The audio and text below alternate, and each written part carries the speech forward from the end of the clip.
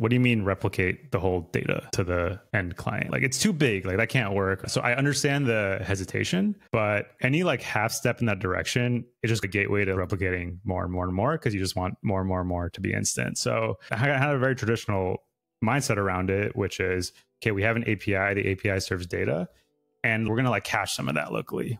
And I think a lot of people are already doing this stuff, like React Query put you in that direction where just caching stuff and then refetching, it kind of gives you some of this like real-time local first feel.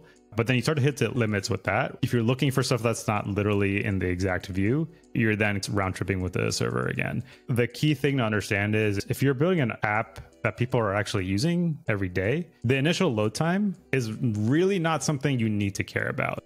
Welcome to the Local First FM podcast.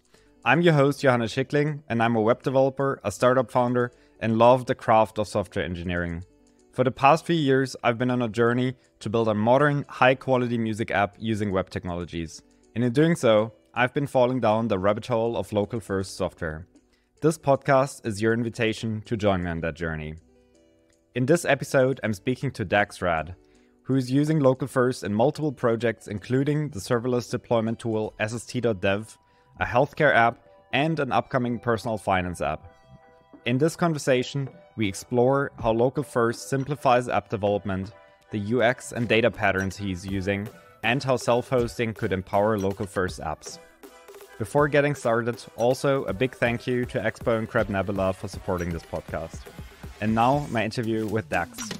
Hey Dax, welcome to the show. How are you doing? Good. How are you doing? I'm doing great. Super excited to have you on the show.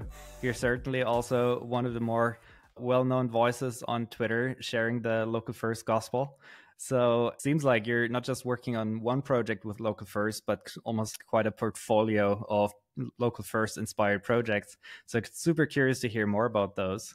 But maybe you want to share a bit of your story of like what has led you to local first. Yeah, so my name is Dax. My primary project that I work on is a project called SST.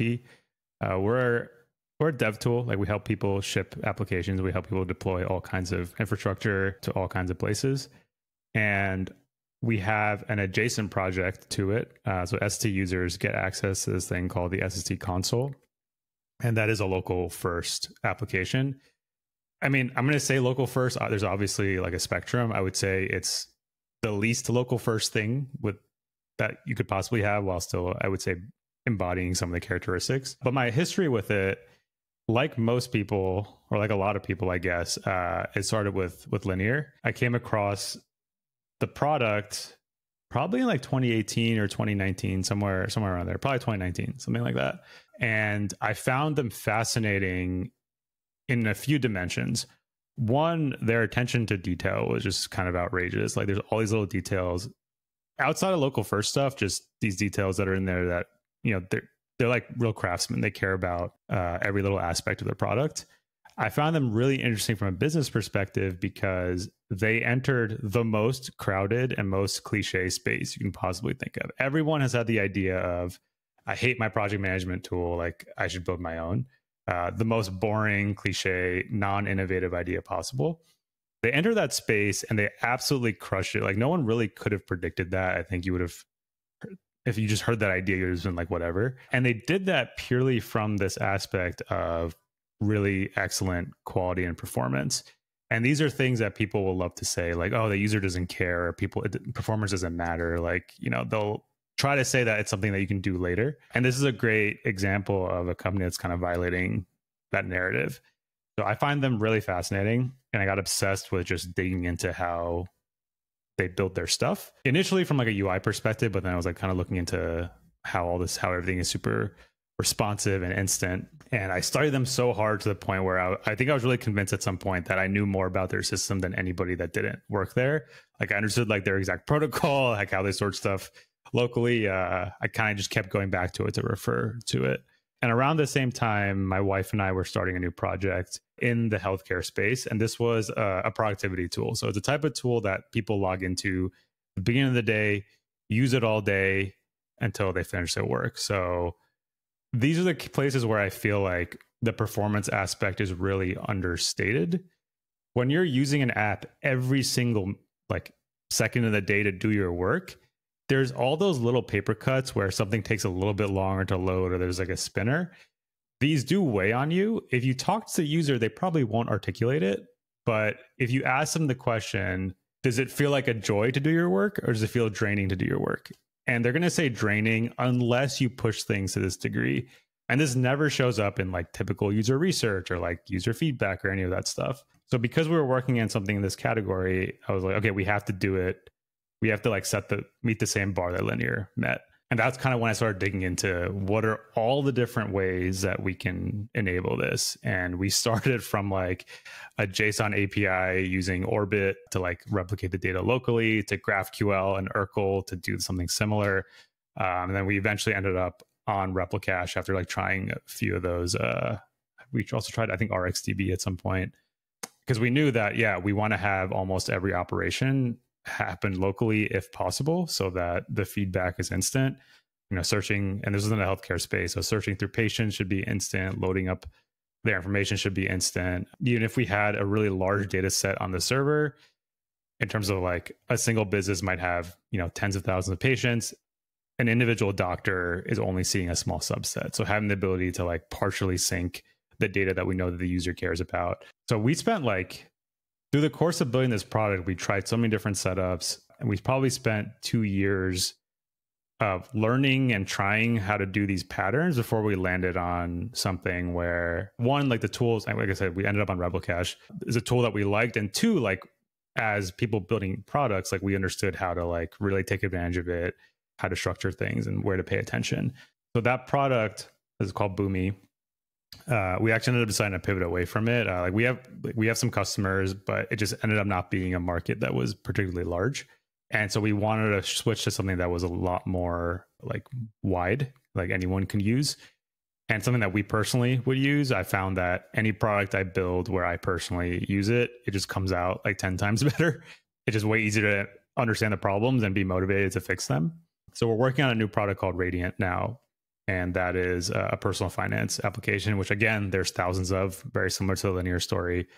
But we really believe building like a very power user productivity focused version of it. There's like interesting room in the market for that. So the one other thing, just to kind of cap off the story, is so between those two things, working on SST, we also kicked off a new project there, the SST console, which I mentioned earlier. Kind of a similar story where this is a tool that you use alongside your day-to-day development. You're using all the time. Having every single thing be fast really makes a difference in the end feeling the users have of the product. So we decided to go with the same kind of local first-ish model for that. And that one is completely open source. We were really public about building it. I think a lot of people were exposed to the idea of this pattern. And we've seen people like kind of take that project and like use it as a basis for things that they're building. So yeah, I think for me, it's always been about delivering a much higher user experience. I really feel like at some point, the web was really focused on how can we make the web feel native? And that was like the obsession. And for some reason that like kind of went out of popularity. But I personally still care about that as an end user. When I use products and they're slow and laggy, I want everything to be my browser. I like that. And I want people building those things to care about those things because I'm just going to be happier as a user. And that's kind of been my reasoning to really like, spread the word about this stuff. Yeah, everything you've just said deeply, deeply resonates with me. I'm similarly also very inspired by the folks at Linear, how much value they put into the craft. I was actually just, as a little anecdote, I was just having drinks last night with Julian from the Linear team, and we were also chatting about this. And similar to what you've described as that it's so tricky, it never shows up in your user interviews, etc., that people say like, oh, like I'm really annoyed that this button takes like 300 milliseconds. But if it was instant, then I think people will really share that. And it's basically like more of like a death by 1,000 paper cuts. And it's too hard to enumerate 1,000 paper cuts, but it's still kind of clear that the product is not very smooth. But once you're using Linear, then there's no going back. And this seems to be also still like a challenge in terms of communication for them. How do they articulate to someone who has not tried it out yet what the difference is? It's that overall quality. But I think they're doing a great job of just being sort of like the lighthouse example now of like what that next generation category defining product feels like and should be like. So I think they've like bootstrapped their way out of that problem. And it's very inspiring for me, where I'm like, my Jira is kind of music apps, where I'm annoyed by the 1,000 paper cuts that you have in when you're using Spotify or SoundCloud, etc. So many of those supposed apps feel more like websites that really, like Winamp was or iTunes back in the golden days. That was a much superior user experience to what we have today. We have maybe a richer ecosystem in terms of available music, but the actual user experience, that has really suffered. And I similarly also care a lot about how native can you make a web app feel like, and not just end up with your ambitions on like a website level. So that deeply resonates. I think there is both equally exciting to explore that from a user experience, what really drove you. But I think there's also a lot of potential from a developer experience point of view, where I think there's also so much stuff we just put up with as a developer. So I'm also curious to hear more on that. But yeah, you mentioned that you had a 1 to 2 years of explorations early on that where you figured out how not to do it. I'd love to hear a bit more about those failed attempts. Yeah, so I think the spectrum really was just us dipping a toe to then going further and further and further with how much is done locally. So I think initially that sounds weird to everyone, right? Like, what do you mean replicate the whole data to the end client? Like, it's too big, like that can't work. Or like, what about this? What about that? What about that? So I understand the hesitation, but any like half step in that direction is just kind of a gateway to like just replicating more and more and more, because you just want more and more and more to be instant. So I had a very traditional mindset around it, which is, okay, we have an API, the API serves data, and like we're gonna like cache some of that locally. And I think a lot of people are already doing this. Like a lot of stuff like React Query like gives you this, starts to like put you in that direction where just caching stuff and then like refetching, you know, when the window becomes active again, it kind of gives you some of this like real-time local first feel. But then you start to hit limits with that, where if you're looking for stuff that's not literally in the exact view, you're then kind of round tripping with the server again. And I think the key thing to understand is if you're building an app that people are actually using every day, the initial load time is really not something you need to care about. Like the first time they load the app, like let's say they like log out or it's a new computer or whatever they're setting it up. Okay, like maybe they're downloading a couple megabytes of stuff.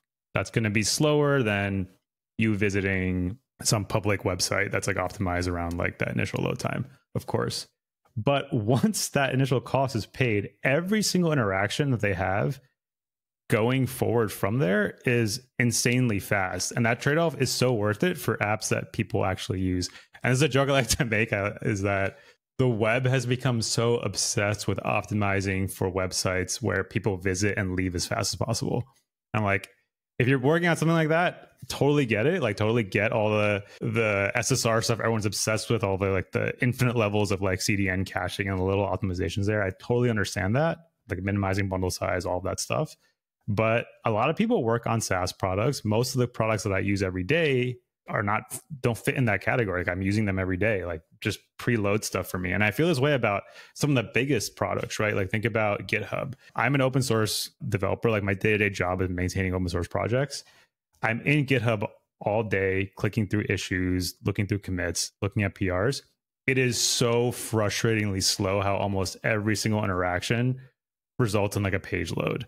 GitHub knows, okay, you're not going to send me all of GitHub to me locally, but you know, there's these 3 repos I work on every single day.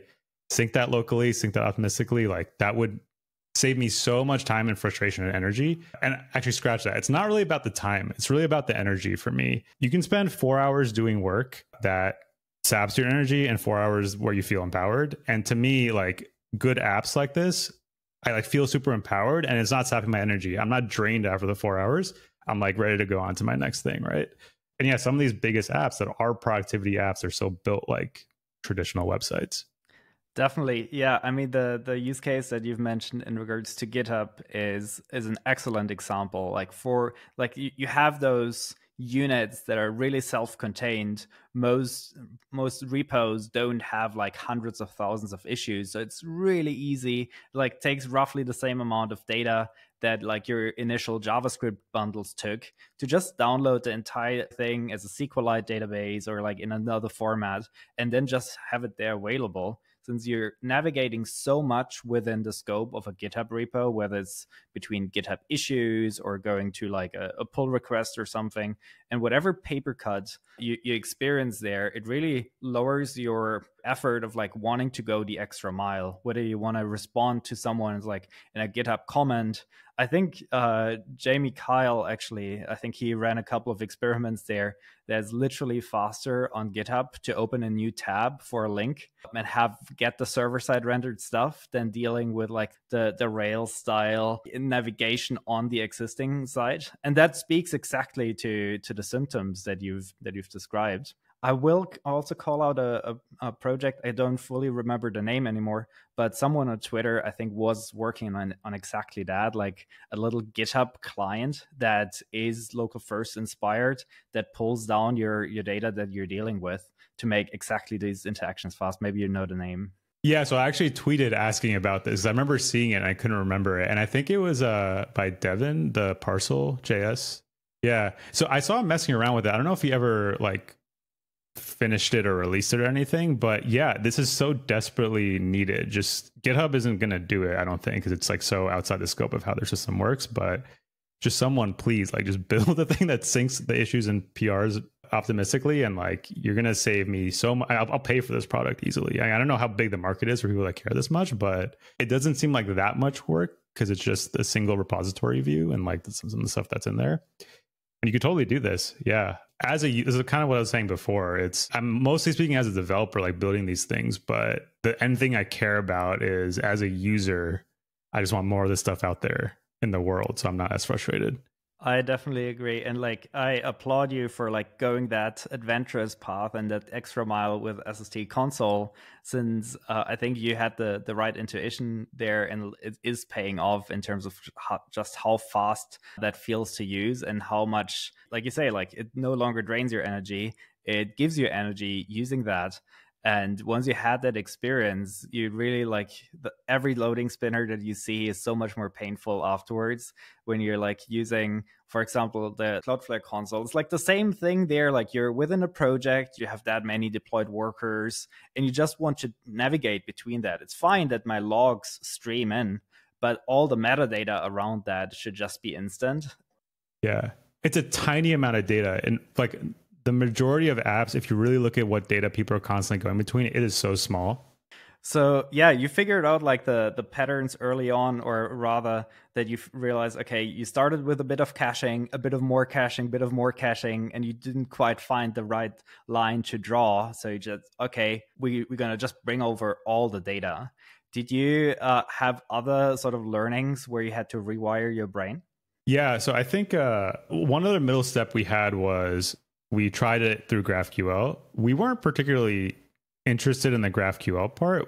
It just happened to be that Urkel, the GraphQL client, it implemented a lot of the local first stuff. Like you could replicate the whole database locally. And because GraphQL has a nice idea of like relationships between objects, the data format locally could be pretty intelligent. Like downloaded one thing, it knows how it's related to another thing. So even if you query it from a different path, it can like resolve it locally. So there's just some clever things that it did. And we thought that was really cool.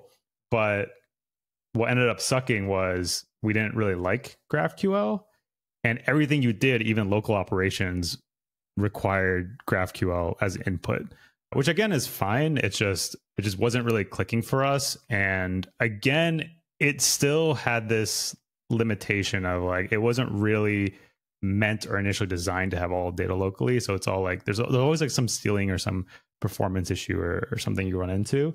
So when we went all in on having, okay, like the system is primarily designed around syncing the data locally, what we found actually, and I think the linear people talk about this too, is the developer experience around this became a lot more simple. So my wife, who I work on this stuff with, she is not an engineer. She does everything else outside of it. But in the past couple of months, we're like, why are we drawing that boundary? Just learn how to be more hands-on. And so she's been learning like how to actually like write the code and build these things, and she's making like fantastic progress. One of the things that's been crazy helpful is all the data is just there locally. So for her, even though she's a beginner, it's such a simple model. She's not like figuring out the round trip with the server, like syncing all that. Like I handle all that, and I make sure, like I figure out how the data looks like on the back end, and I make sure it's all synced correctly to the front end. From there, there's not all this weird like loading states or like fetching it or like just a whole bunch of complexity around getting data back and forth.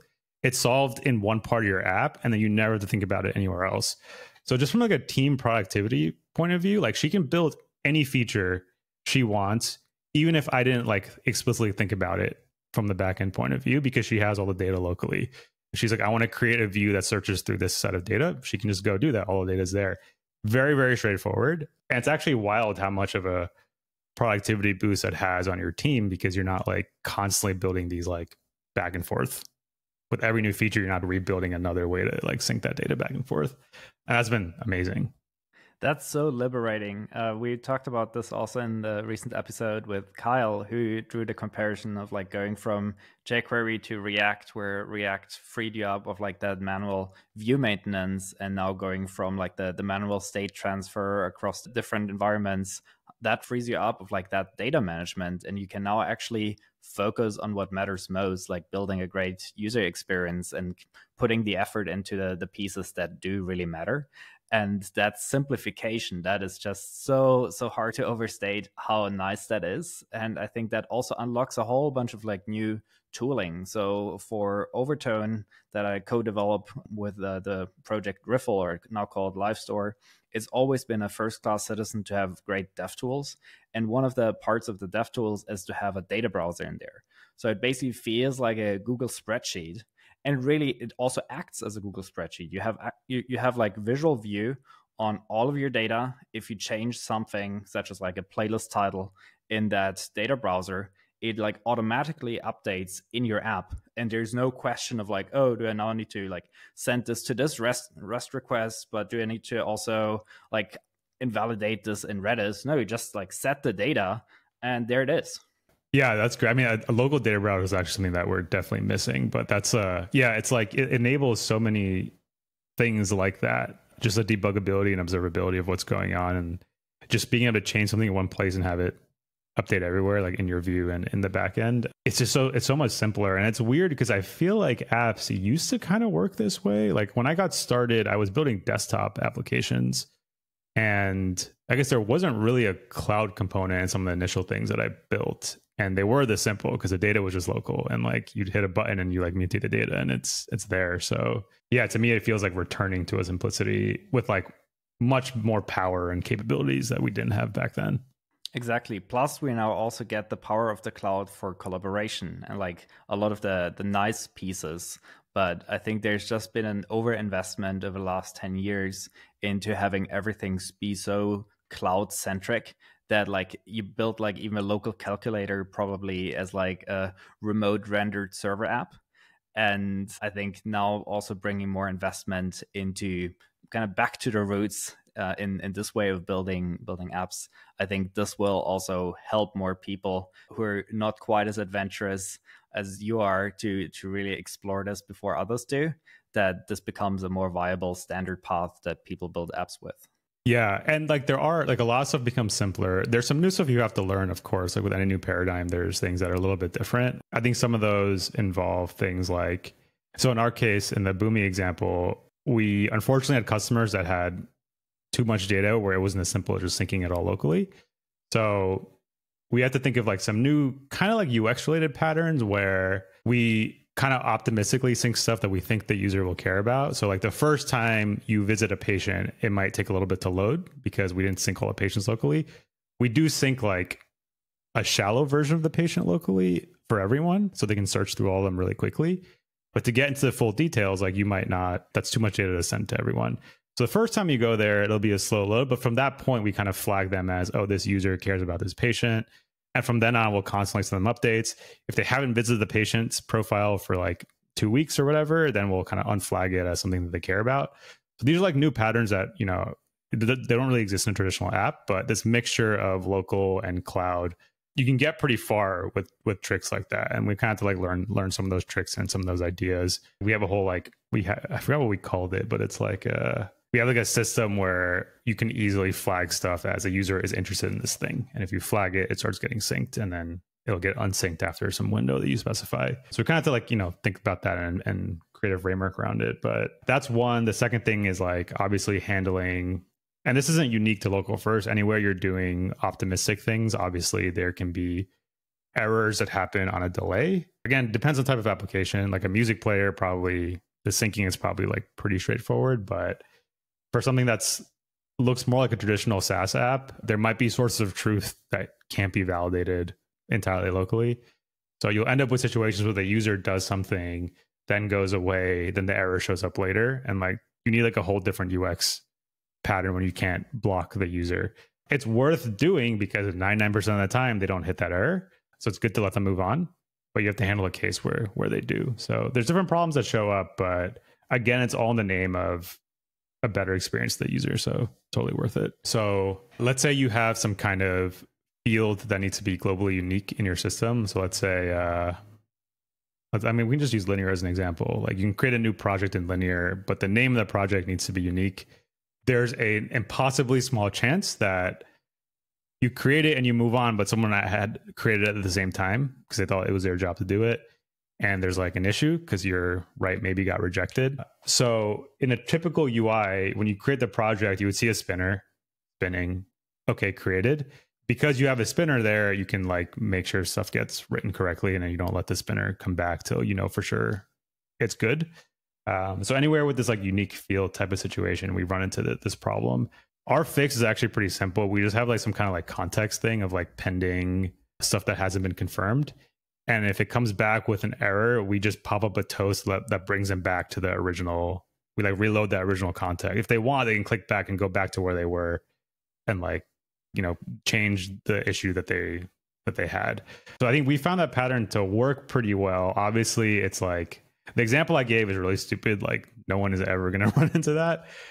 There's some examples that are a little less stupid where it is reasonably possible that it could happen. But we found this idea of like preserving the context of the UI and bringing them back to it. If the error happens, they can opt to go back. We found that to work pretty well. Yeah, I think that's a very elegant solution for this. I mean, another possibly even more aggressive solution to this would be to gate this feature behind being online and to actually like establish some notion of like a global transaction for that and only let the user pass through this intentional bottleneck if that has happened. But the way how you've designed this in an asynchronous way, I think is also very elegant. But I think this is the nice thing that like Local First affords you or forces you to do, is like it frees you up from a whole bunch of stuff you no longer need to do, but it really forces you to think about carefully what are the domain requirements of your specific app. And if your domain expert from the app says like, hey, this is what's really important here, there cannot be two project names with the same exact name, then like you can actually put in the extra effort to enforcing that. And this is what makes the app worth it later. Yeah. And it's not all or nothing. You can opt in. So the thing that you said, we in the SST console, we do that when you're creating a new workspace. We actually do have a spinner there because it's like weird to like create a new workspace and get kicked back because the name was taken.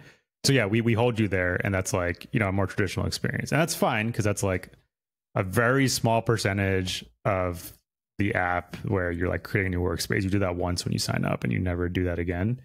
So yeah, you can kind of granularly pick where you want a more traditional blocking approach and where you want an optimistic approach.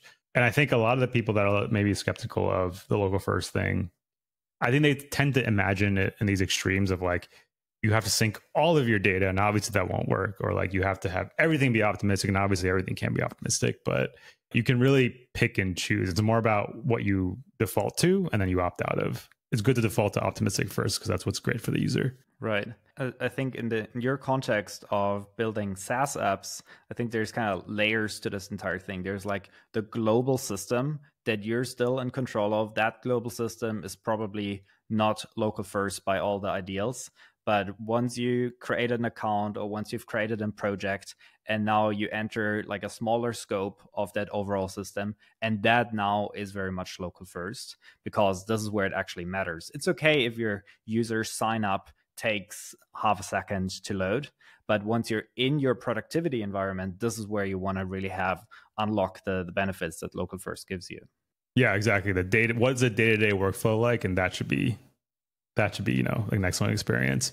I think the other area, and we talked about this a little, is there's also the desire for apps that don't die because a company went out of business, or they were forced to find a business model that didn't make sense for the idea that they were working on. And I think this does make a lot of sense. I think if you think about something like a video game, I mean, video games are different now, but there was a time where you would buy the video game, it was a finished product, and it was on like a physical thing, and you could just run it and play it, and you had that forever.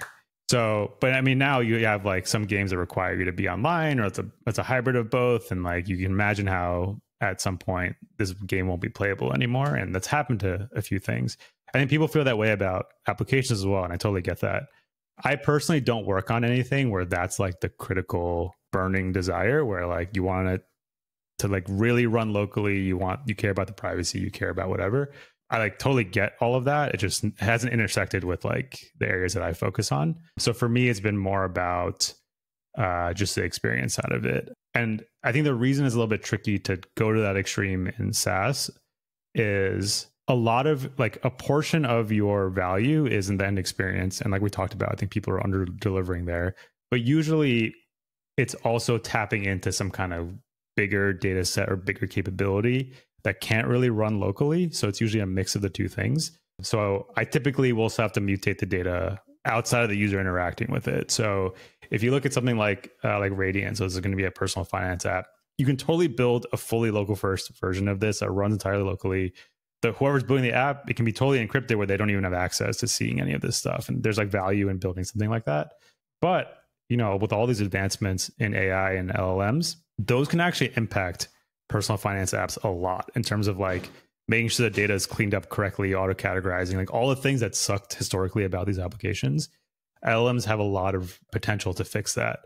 But there's not really a good way to do that in a local first way, at least today. So that's why for us, for building this thing, it's not going to be this thing that runs entirely locally, because we still want the ability to process your data using tools and technologies that, unfortunately can't run locally today.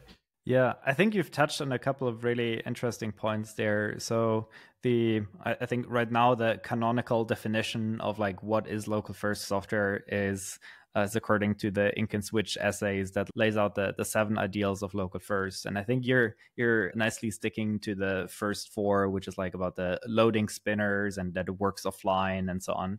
And I think what you've just hinted at, what you don't do yet, is what local first calls the long now, that your app lives on even if the creators are no longer working on it. And that's very understandable. That takes a lot of time and effort to put into. And given that you just have so much time to work on the app, that is not your highest priority. However, what I think is still nice and a glimmer of hope there for the entire category of local first inspired software is that if at some point you say okay, I'm winding down development on this app, then you could still much more easily to put in a bit of extra effort to now round up the project in a local first way. I think we've seen a really nice example of that with another personal finance app called Actual Budget by James Long.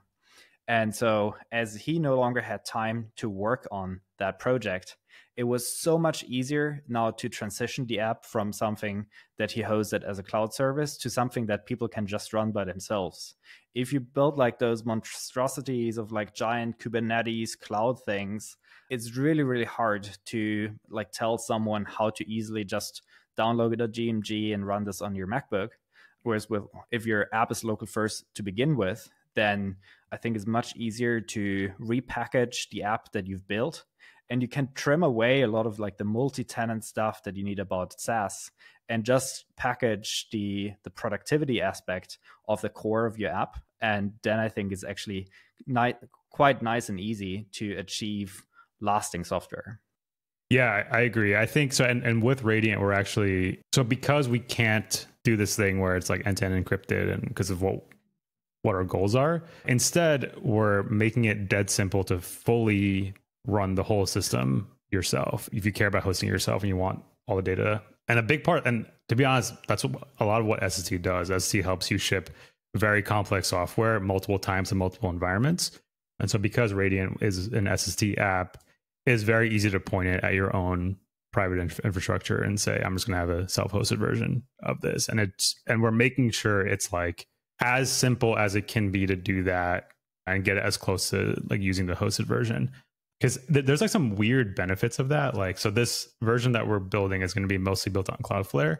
If a lot of people end up self-hosting it, that's great because Cloudflare is paying for the usage. Like the free tiers coming out of each individual's deployment, they're like self-deploying it into Cloudflare. And that's like an interesting model for, I don't think for Radiant, it's like particularly interesting, but if you look at, there's another project by Ben Vinegar, he works at Sentry called Counterscale.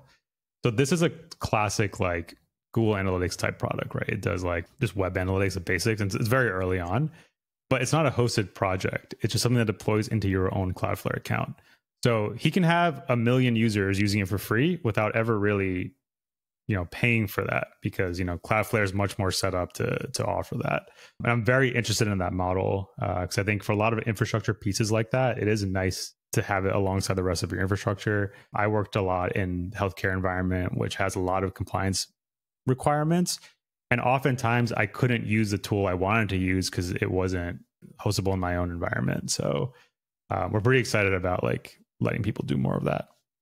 I love that. And I think this is like intuitively, it should be easy to self-host your own software, like whether it's like some company running it or whether I just like take the software, put it on my Raspberry Pi, put it on Cloudflare or AWS. But in reality, that's very much the exception.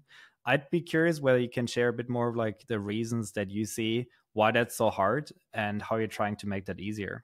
Yeah, I think it's funny because there's a weird alignment if you think about this. We are a small team. If our system is really complicated to run, that sucks for us. If we can make our system really easy to run and really low overhead, and we care about that more than everything, it kind of starts to look like something that's easy to self-host by anyone, right? So I think for us, like a lot of times we'll choose architectures that look weird because they're like, oh, that looks like the fourth option on the list of the ways they could have built it. But it's because we really, really care about low operation overhead long term. So even if it's like 20% harder to build up front, if it results in like less babysitting on our end, we'll like choose that option. And it's because we're very committed to continuing to be a really small team, and so we'll end up picking those options. And those options happen to align with like what's simplest for the end user if they're self-hosting. I will say like there is a version of doing this which we don't do, which is building your stuff in the most like neutral way possible so it can run in literally any environment. I definitely get that, but you do end up having to run a lot of infrastructure on your own to like get any complicated application working if you do it in a totally neutral way. We kind of picked a middle ground where it's like we do rely a lot on, like in this example, like we're going to be using Cloudflare, we're going to be using workers, we're going to be using their queues, we're going to be using their pub sub, like all the Cloudflare native things. So yeah, if you want to go take that and run it inside like just a standard server you have, it's going to be a little bit challenging. And like there are adapters and stuff, then you can figure that out. But we're starting with just making it runnable in your own cloud environment. So you can sign up for a Cloudflare account and run it. I know that doesn't like hit the exact extreme of like being able to fully run it yourself, but we think it's like a nice middle ground for a lot of companies, right? Companies typically are already using some form of this, getting this stuff deployed into their own account. I think it works well. What's weird is you ask like, why isn't this more common? I think it's actually common in this weird way that people don't expect. A lot of companies build SaaS software, right? They'll build like, I don't know, let's take some random common thing like auth as a service, right? Like I'm going to build auth as a service that people can use. And they initially launched that as like a hosted product, and nobody uses it except for people that have no money. So they have like a lot of users, but these users don't pay a lot. And so they start to try to move up market. They end up with bigger companies, medium-sized companies, enterprise companies. They'll all love the product, but refuse to use a hosted service. So then they're forced to figure out how to make their stuff run inside the customer's AWS accounts. So if you do look at a lot of these companies, they kind of do have this hidden like thing that they eventually figured out. I think companies should realize they're going to end up in this place anyway. Like it's very hard to build a big business purely off of a hosted thing. Like some people do it when you really have like a large market, but oftentimes you're forced to bring your stuff inside of someone else's environment. So I think one way or another, you're likely to hit that. So it's good to plan for that up front and assume that you're going to run into that. And we, because we're more in the infrastructure space, we kind of expected that from the beginning, which is why we care a little bit more about making all that possible. So let's imagine I want to follow this paradigm for Overtone, and I do think that Cloudflare could be a very interesting fit for that in terms of the modern primitives that it provides. So what would I need to do as the application developer of Overtone who buys into that vision and says like, hey, I don't want to operate like the cloud thing for that, but I want to empower every user to deploy their own for the benefits that it provides? What would I as the application developer need to do to make that happen? And then also follow-up question, what does someone who wants to deploy that, which sort of additional stuff do they need to deal with, as opposed to just using something like Spotify? Yeah, cool. So I think the simplest way to think about it is how hard is it for you to spin up a staging environment for your own application, right? You want to create an exact copy of your environment, but just the staging version. So this requires bringing up all the same infrastructure. It requires running your database migrations to get the schemas running. Requires a bunch of things. And the obvious thing is you should be using infrastructure as code to help you do this. You define all your infrastructure as code so you can point it at different environments and run entire copies of it. That's like the bare minimum. If you yourself can quickly create another environment for yourself, you've kind of solved the problem. Now someone else can follow those same steps where they're just cloning your project and running. You might be using Terraform, you might be using SST, whatever it is. You can do a thing deploy with your credentials, and the same thing ends up in your account. Where this is a little bit challenging is updates. So obviously, you have new versions, people can clone and redeploy, whatever. But there's sometimes operationally challenging updates. Like you might have like a schema change. You might have like data that needs to be migrated. So ultimately, the thing to always go back to is how do you make it easy for your own team to do that? Are there programmatic ways of doing all this? Or like if you need to do ad hoc random stuff and that's part of your workflow, it's going to be annoying for your end user to self-host because then you need to send them the instructions. They need to do it. They might do it incorrectly. So if everything is tracked in code and is automated and is programmatic, it's good for your team. That's good for the end user. And for an end user in terms of what they should expect, if you are using some version of the cloud, you should hope that the thing you're self-hosting is taking advantage of as many managed services as possible, right? So I had this issue with PostHog. So PostHog is an open source analytics tool. And when I was exploring it for my healthcare thing, I was like, okay, we'd have to self-host it. Let me go look at the first self-hosting steps. Step one, set up Kubernetes, right? And immediately there, I'm like, I found a way to finally free myself of Kubernetes for my main application. I don't want to have to go manage a Kubernetes cluster again just for this thing. So you should hope that you should pick tools that use managed versions of these things. That's why we typically focus a little bit more on some of the serverless stuff because it's very easy. If our app just runs as a Lambda function inside of someone's AWS account or as a Cloudflare worker, there's almost no overhead. You're not you don't have to set up Datadog to monitor the memory and scale this stuff up and down. It sucks to do that for a small tool that you're adding to your project. So we try to make use of managed servers as much as possible so that the end user doesn't have as much operational overhead. And again, some people are willing to do that. It's just there's obviously a spectrum with all of these things.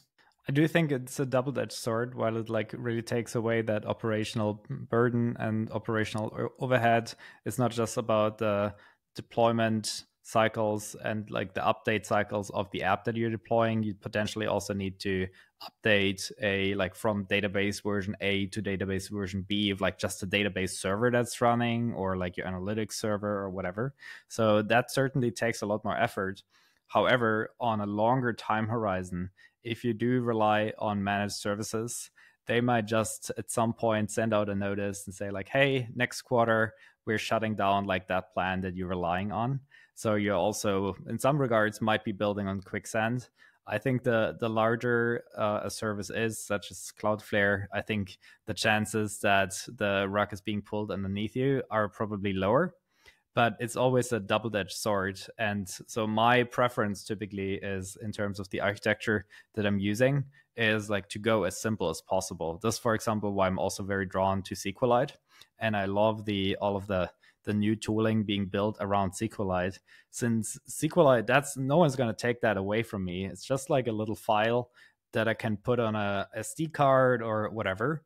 And that's still gonna, like, similar to that computer game from like the 1980s, that's still gonna work in the future. And I think that's a great way to preserve data, and you can still do so much with that. So I think that's sort of like a third option, instead of going with like hosted or very scary self-hosted infrastructure. If you make the self-hosted infrastructure just that simple to rely on something like something that's almost serverless by default, like SQLite, I think that's a very attractive idea for me.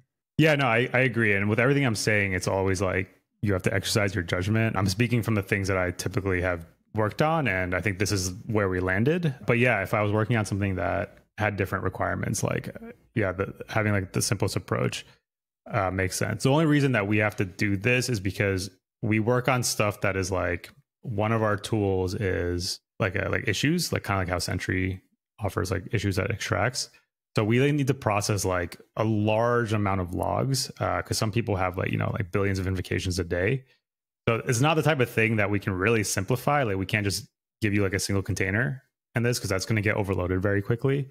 So the options for us are some crazy Kubernetes thing, or we just take advantage of AWS Kinesis and all these things that are built in that are lower overhead.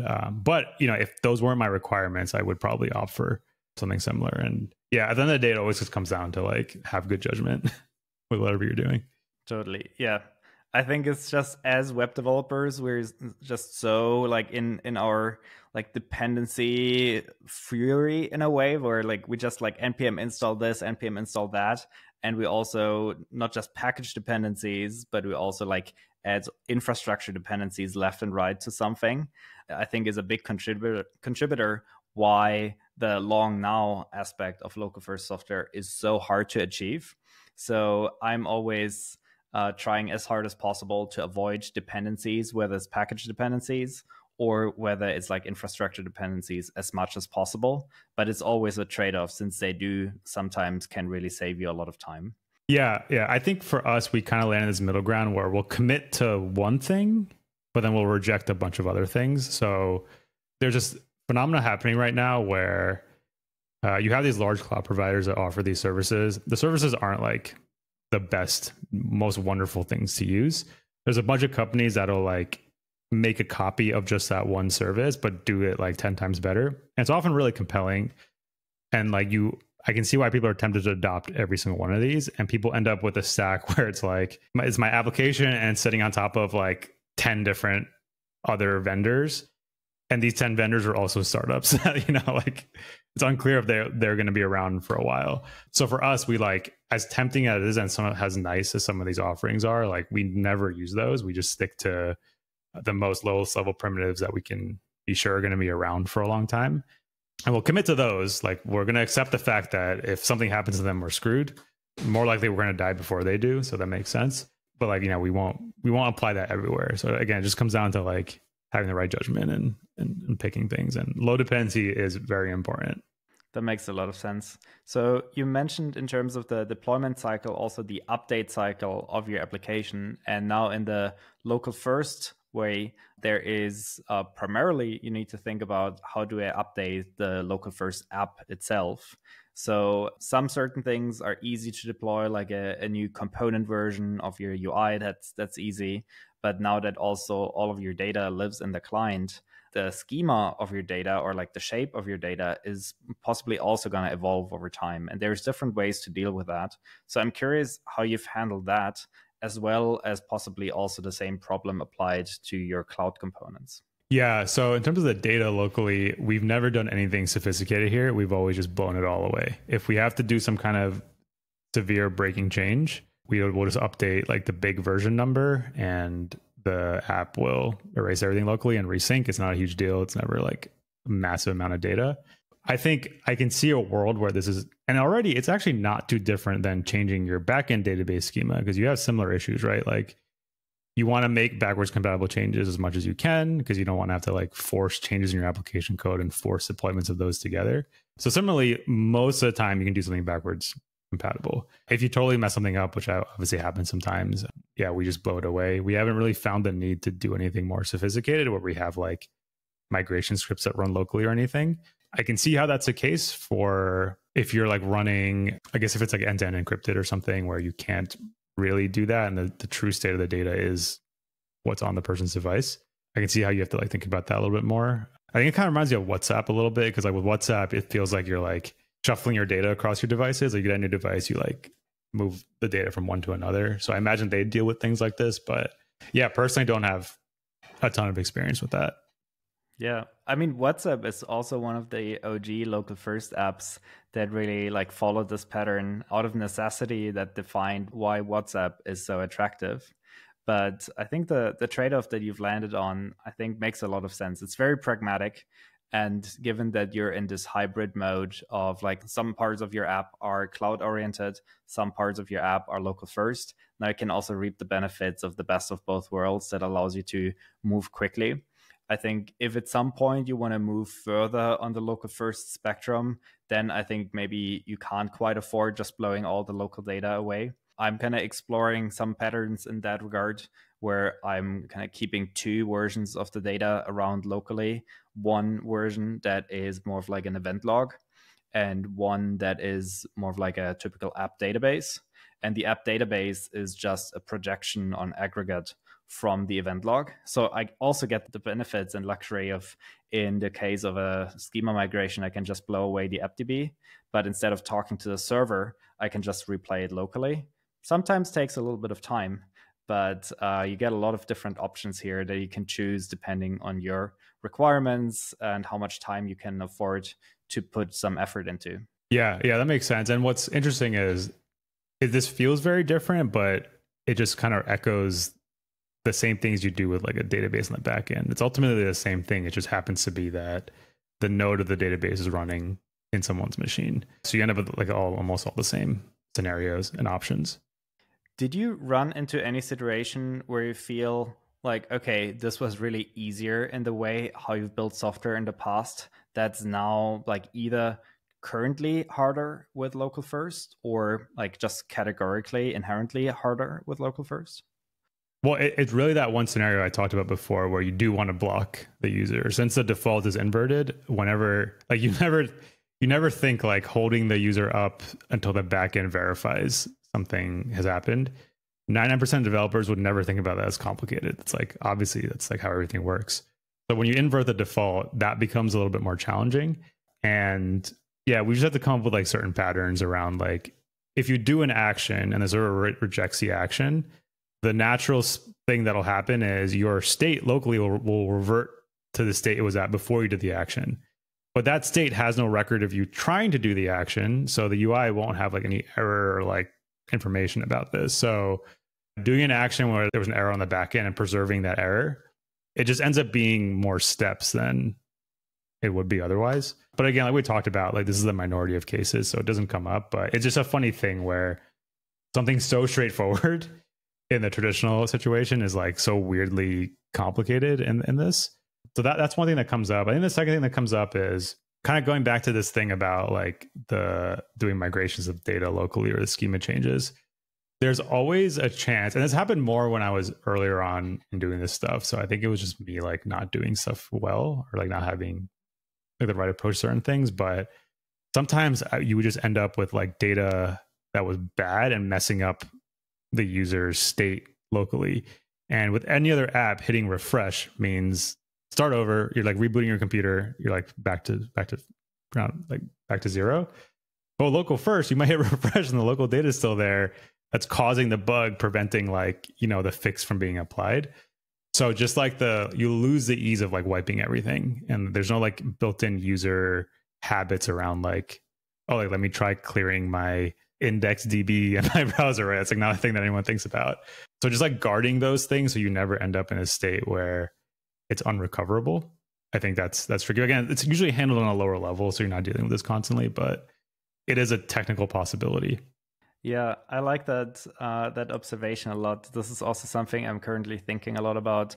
How can I make that easier through LiveStore? Since I also, as working both on LiveStore and Overtone, I do discover those behaviors, whether it's like still me as a developer driving the user experience, where I then pop open the console and like throw away like all the locally persisted data. But I can't expect an app user to do the same thing. So I need to build like some sort of guards or some sort of detection of like, hey, seems like the app is in sort of like a really tough spot. What should we do about this? Should we try to just like delete a little bit of stuff that might cause the blockage? Or what should we do about that? And so where I'm currently at is, I think, it's a mixture of user experience affordances as well as technical detections whether something is wrong. I think transactions can help with that in regards to the technical abilities. But then in terms of the user experience, similar to like a React error boundary that you have to detect whether something has gone wrong, I want to have a similar pattern that allows you to click a button that wipe everything, but before it does wipe everything, download a snapshot of your full database, that in case something catastrophic happens, you still have that. You can hand that to an app developer, and you can also later re-import your app state from there so that you can go back where you've left off in case you wiped it. So those are like some primitives and some patterns I'm exploring right now, but I'm excited to see what other figures out. Yeah, that makes sense. Yeah, it's also great that you're like building an actual thing with the tool. There's just like no better way to like really understand what problems you need to solve. Like with SST, like our console is built with SST, so any change we make comes from problems we discover for the actual product that we're building. That's why it's so fun to work on like developer tools, because you are the user. So you're never like, how do I get in the mind of a user? Like that problem isn't there. Like you are the user. It's very easy to figure out what problems there are and discover that. You kind of skip that whole like discovery process that usually needs to happen. So if you have someone who's currently like by default building a new app with something like Next.js or Ruby on Rails, and they hear about your story and now they're like curious about local first, but they're not quite sure where to get started, do you have some tactical suggestions for them? And also in terms of mindset, what do they need to switch in their brain that they're successful and can hit the ground running in a local first mindset? Yeah, I don't think I've really thought about like what's the right onboarding path for people doing this type of thing. Like I know the tools that I use, like I said, we've centered around Replicache at this point, but local first website obviously has a ton of other options, and there's a spectrum of like what you care about and like how easy it is and how incremental you can add it and things like that. But the mindset, I think, really has nothing to do with local first, and I think it's a good mindset for everyone. I feel like there has been this shift away from like caring about UX, and almost I feel like there's like a weird proudness to like not caring about UX, which I think is fundamentally wrong. And what I mean by that is there's that whole meme of like, oh, if you did this, you shipped too late, or like people are proud of like shipping bad stuff because they're signaling that like I'm just someone that like tries to get stuff done. I'm not like wasting time on stupid stuff, which the linear people had a great write-up about this. And it's this whole concept around the idea of an MVP is stupid. And it's been stupid for a while, but for some reason, people haven't realized this. I definitely will acknowledge, maybe back when I was starting out, like in the startup world, like I guess it's been like 10 or 11 years, things were definitely different back then where there wasn't a lot of software. So anything was better than nothing. So you could really ship something pretty quick and like get validation and move on to like that whole like mindset kind of made sense back then, but it hasn't been that way in a long time. So many people ship like something they built in a week and they're like, oh, it didn't work, let me move on to the next thing. To be honest, nothing good can really be shipped that fast. It's just not possible. And you really need to have a strong sense of here's a problem I'm solving. I have good taste around it. I'm going to put in a lot of effort and make a really great experience. And whether or not my idea is going to work, you can't know that till you've hit that bar. And like I said, linear people wrote up a whole thing about this on like, we're so obsessed with these like little tiny MVPs. And that's like the weird default that we're all like kind of proud to say that we follow that. And the mindset shift is with local first, it's getting easier all the time, but it's going to be a lot harder than a lot of things that you've done before, because you have so much time to focus on these little details, and you really have to focus on details. You have to enjoy sweating them and caring about them and making that feel good, because that's where the bar is now, whether people realize it or not. The fact is linear exists. Now that it exists, how can you possibly ship anything not at that level, right? How, like, sure, in the short term, I'm sure you can, but in the long term, obviously that becomes a new bar. So for me, the mindset shift is like, there is a new bar. Go use products that are like this. Like linear is one, like Superhuman is like a smaller example of stuff that's kind of gotten bigger. That is the bar, and you have to accept that that is a bar. And if you really accept that, then you'll be motivated to like go and figure out all this stuff. Yeah, it's quite different from where I think the mindset is currently. I think you've very succinctly summarized my last 2.5 years working on Overtone. I'm exactly inspired by that high bar. Sometimes I might even raise it a bit higher just for the challenge. But it's so fun to see like all of those details just compounding and in a like much smoother product experience. And yeah, I love the blog post that you've pointed out from the linear blog. And I think the only exception really to where the bar needs to be higher is like for just categorically new things. Maybe an exception here is like AI products. Like AI products, there is no prior version to that. So maybe it is really speed that matters most. But I think for every software that replaces something that was there before, I think you have to really care about craft. Arc is another example as like to really innovate on a browser. Like the browser is still the same what it is before, but now it's like all the compound effect of all of like getting the details right. And that really excites me. So thank you so much for that wonderful summary. Yeah, and there's so much opportunity to do this. Like I'm unhappy with so much of the things that I use every day. So yeah, I just want more people to get excited about doing this type of thing. Thank you so much. This has been really, really fun. Thank you so much for coming on. Yeah, appreciate having me. It was good. I actually don't get to get into some of these details. I've actually never gotten a lot of these details before. So yeah, it was great. Thank you for listening to the Local First FM podcast. If you've enjoyed this episode and haven't done so already, please subscribe and leave a review wherever you're listening. Please also tell your friends about it if you think they could be interested in Local First. If you have feedback, questions, or ideas for the podcast, please get in touch via hello@localfirstfm or use the feedback form on our website. Special thanks to Expo and Crab Nebula for supporting this podcast. See you next time.